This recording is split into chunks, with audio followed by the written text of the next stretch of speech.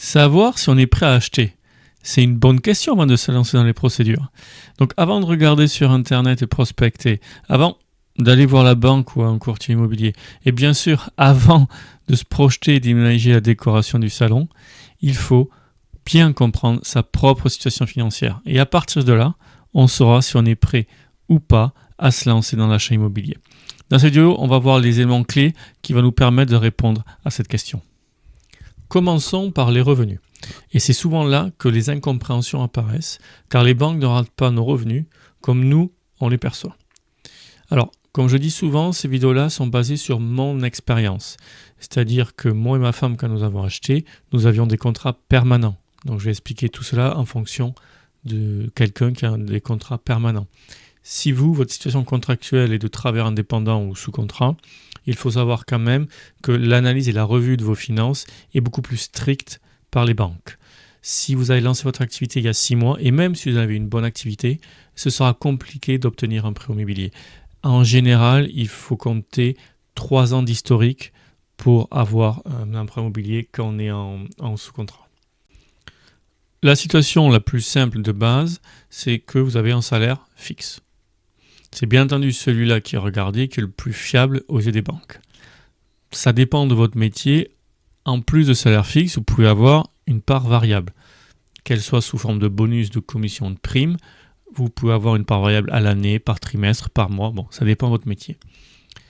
Cette part variable, ça dépend vraiment des banques. Certaines peuvent l'ignorer. D'autres peuvent prendre votre dernière prime et la compter dans vos revenus. D'autres vont prendre une moyenne sur plusieurs années ou des 3 derniers bonus que vous avez touchés. Moi, j'ai eu les 2 cas. Sur le premier emprunt, mon dernier bonus a été compté en plus de mon salaire fixe. Quand j'ai remortgagé, on m'a demandé une moyenne de mes 3 derniers bonus. Tout peut arriver. Dans la situation où vous êtes sous période d'essai, là encore, cela dépend de votre interlocuteur. Certaines banques peuvent tout à fait refuser de vous prêter tant que vous n'êtes pas confirmé dans votre position. Si vous avez des revenus étrangers, tout dépend de votre situation financière au UK. Si elle est confortable, en général, ils vont complètement ignorer et ne pas en parler. Si vous êtes un peu juste et que ces revenus étrangers peuvent aider, là, ils seront pris en compte. Donc, en gros, la règle à retenir est assez simple. Ce qu'on gagne n'est pas toujours ce que la banque considère comme un revenu empruntable. Passons maintenant aux dépenses. Et c'est souvent la partie la plus délicate. Il est tentant de minimiser certaines dépenses du quotidien, mais ici, l'honnêteté est essentielle.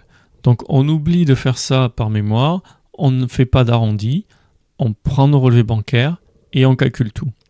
On commence par les charges évidentes ou charges incompressibles, le loyer actuel, les factures, ou électricité, les transports.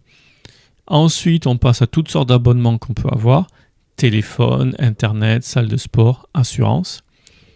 Si on a des enfants, on n'oublie pas les dépenses liées aux enfants, comme la garde d'enfants ou l'éducation. Et enfin, le style de vie, tout ce qui est sortie, restaurant, voyage, loisirs.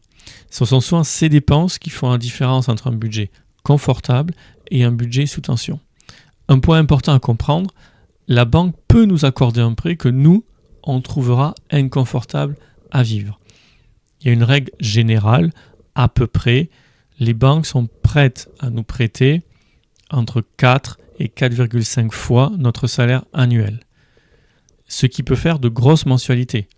Et nous, on a peut-être d'autres préférences de vie où on préfère dépenser de l'argent ailleurs, où on a d'autres objectifs et il nous faut de la trésorerie.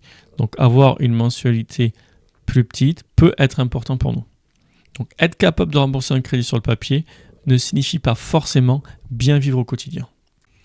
Au-delà des revenus et des dépenses, il y a la question de l'apport. Combien mettons d'argent sur la table pour acheter le bien ? C'est un point absolument crucial, en particulier pour les primo-accédants. Il faut bien entendu ne pas tout mettre. Pourquoi ? 2 points essentiels à comprendre. Premier, une fois que nous sommes propriétaires, nous sommes responsables de tout. Quantile taxe, réparation. Si au bout de 3 mois, on a une chaudière qui casse et qu'il faut remplacer, et qu'on n'a pas de trésorerie, on sera bien embêté de ne pas avoir chauffage et d'eau chaude. Donc, il faut se garder un fonds de roulement qui va nous permettre de subvenir au tracas qu'on peut avoir quand on est propriétaire. En général, il est conseillé de 3 à 6 mois de dépenses courantes de garder sur un compte. Personnellement, 3 mois, moi je trouve que ça fait pas beaucoup, mais chacun sa sensibilité par rapport au risque. Deuxième point, c'est que l'apport n'est pas la seule dépense lors de l'achat immobilier. Il y a des frais juridiques, les frais de notaire ou solliciteur comme on a vu. Il y a des expertises qui sont optionnelles mais vivement conseillées de faire. Il y a les frais bancaires associés à l'emprunt immobilier. Il y aura sûrement 2-3 meubles à acheter lorsque vous déménagerez. J'ai dit un mot-clé déménager, les frais de déménagement. Et souvent, il y a quelques réparations ou ajustements à notre goût que l'on veut faire une fois qu'on aménage. Donc c'est pour ça qu'il est essentiel de garder une trésorerie suffisante en plus de l'apport pour l'emprunt immobilier. Cela dit, il est important de se rassurer, on n'a pas besoin d'une situation parfaite. Nous avons juste simplement besoin d'une situation réaliste qui est alignée avec notre mode de vie et nos priorités.